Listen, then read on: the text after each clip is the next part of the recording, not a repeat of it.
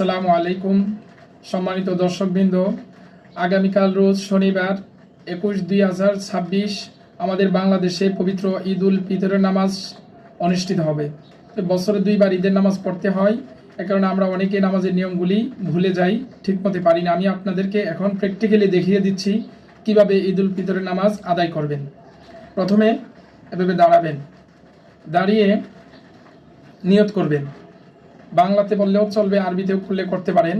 যে এই ইমামের পিছনে আমি 6 তাকবীরে ঈদ উল ফিতরের নামাজ আদায় করছি, এমনভাবে নিয়ত করবেন, মনে মনে, মুখে বলতে হবে না।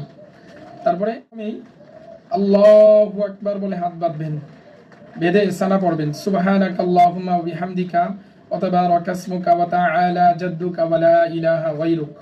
এরপরে হাত তুলবেন, আল্লাহু আকবার তৃতীয়বার, আল্লাহু আকবার চতুর্থবার, আল্লাহু আকবার। হাত বেঁধে ফেলবেন, বেঁধে চুপ করে দাঁড়িয়ে থাকবেন। ইমাম সাহেব কেরাত পড়বেন, আউযুবিল্লাহ, বিসমিল্লাহ এবং আলহামদুলিল্লাহ, তার সাথে একটি সূরা মিলিয়ে প্রথম রাকাত শেষ করবেন। দ্বিতীয় রাকাতে যখন দাঁড়াবে, আবার ইমাম সাহেব সূরা কেরাত পড়বেন। রুকুতে যাওয়ার আগে আবার 3 তাকবীর অতিরিক্ত দিতে হবে। কিভাবে দেবে আমি আপনাদেরকে দেখিয়ে দিচ্ছি।